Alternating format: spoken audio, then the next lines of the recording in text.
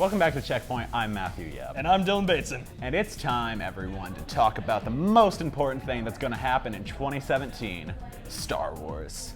That's right, we finally have a name for the 8th episode of the franchise, The Last Jedi.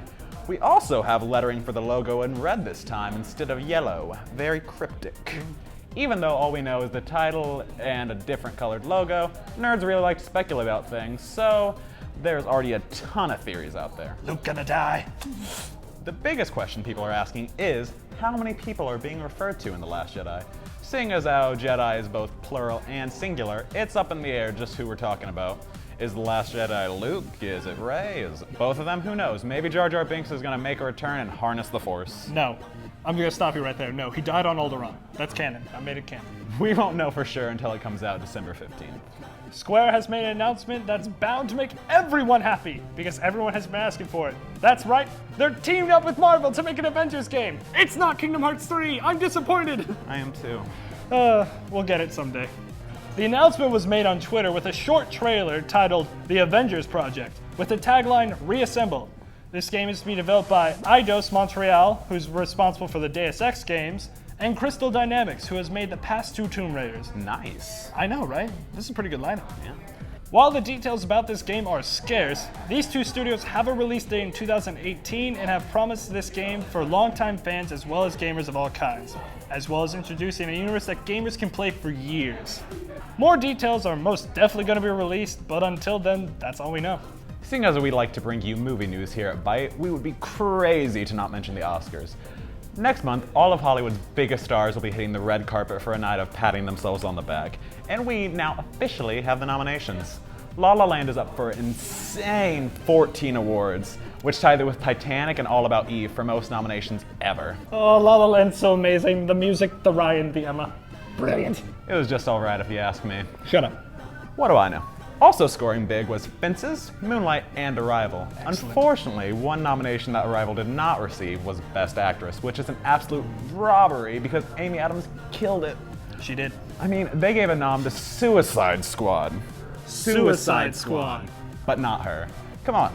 Something else to be noted is that Lin-Manuel Miranda is up for Best Original Song, that song being How Far I'll Go from Moana, and if he wins, he will become the youngest ever EGOT holder. I love Lin and want nothing more than to see him win this. Seriously, I'll do anything to make it happen. If they want blood, I will give it. You need to calm down a bit, son. No. Okay.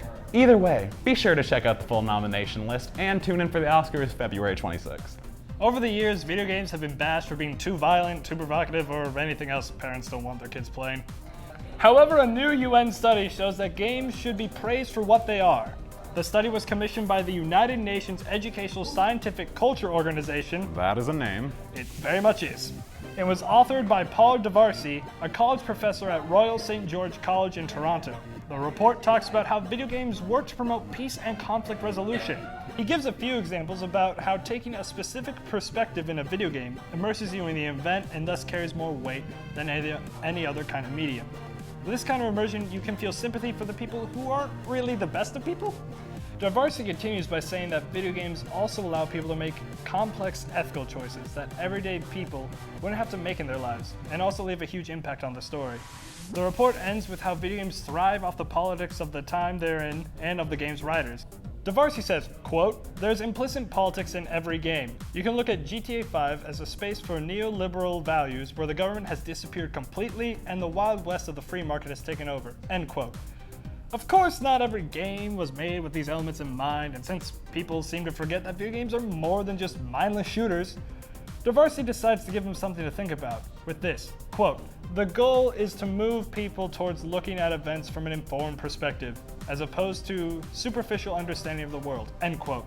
Isn't it great when smart people prove video games are right for the world? Just grand. Oh, damn.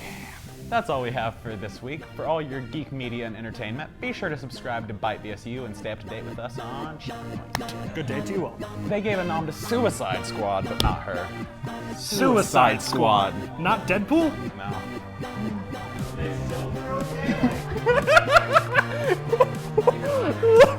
I know.